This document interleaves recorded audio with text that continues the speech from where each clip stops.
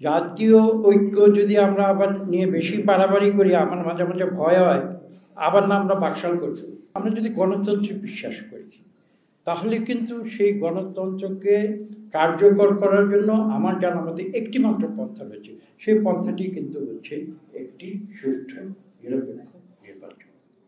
আমরা কি জাতীয় ঐক্যের প্রয়োজনীয়তা শুধু আগামী জাতীয় সংসদ নির্বাচন 2026-এর প্রেক্ষিতে এখানে আলোচনা করছি, নাকি আমরা সার্বিকভাবে জাতীয় ঐক্যের প্রয়োজনীয়তা আলোচনা করছি? দেখুন, জাতীয় ঐক্য যদি আমরা আবার নিয়ে বেশি বাড়াবাড়ি করি, আমার মাঝে মাঝে ভয় হয় আবার না আমরা বাকশাল করছি।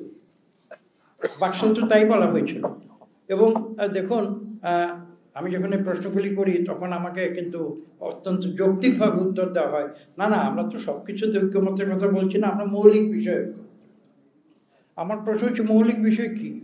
আমার কাছে যেটা মৌলিক বিষয়, যিনি কমিউনিস্ট পার্টি করেন তার কাছে সেটা মৌলিক বিষয় নাও। দেখুন, একটা গণতান্ত্রিক দেশে গণতান্ত্রিক প্রক্রিয়ায় কিন্তু কমিউনিস্ট পার্টি স্বাধীনভাবে তারা নিজেদের কার্যক্রম পরিচালনা করে। একটা কমিউনিস্ট কান্ট্রিতে কিন্তু একটি ভিন্ন মতের কোনো রাজনৈতিক দল স্বাধীনভাবে কার্যক্রম পরিচালনা করতে পারে না।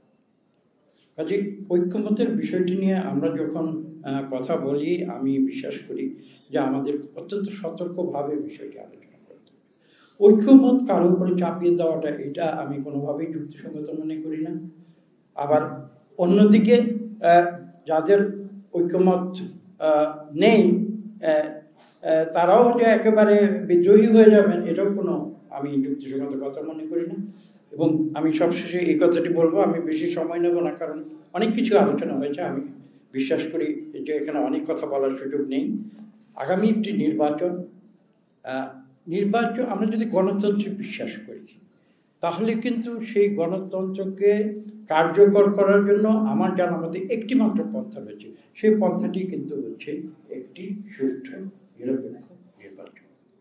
নির্বাচনটা যদি সুষ্ঠু নিরপেক্ষ না হয়, তাহলে কিন্তু কখনো গণতন্ত্র কোনো দেশে কার্যকর হতে পারে না। এটাই হচ্ছে গণতন্ত্রের মূল কথা। কেননা আমরা এই যে একটা বেসিক বলে না যে basic rules of the game, আমরা তো basic rules of the game যদি মেনে নেই যে আমরা গণতন্ত্র প্রক্রিয়া আমরা রাষ্ট্র পরিচালনা করব, তাহলে কিন্তু পরবর্তী বেসিক রুলসের পরবর্তী যে কনসিকুয়েন্সেস, সেই কনসিকুয়েন্সগুলোও কিন্তু আমাদের মেনে নিতে হবে। এবং আমি সেই আদর্শে বিশ্বাস করি বলেই আজকে আমি বলছি, আমি একেবারে অভিন্ন মত, সব কিছুতে সবাই একমত হয়ে যাবে, আমি সেই ধরনের কনসেপ্টে বিশ্বাস করি না।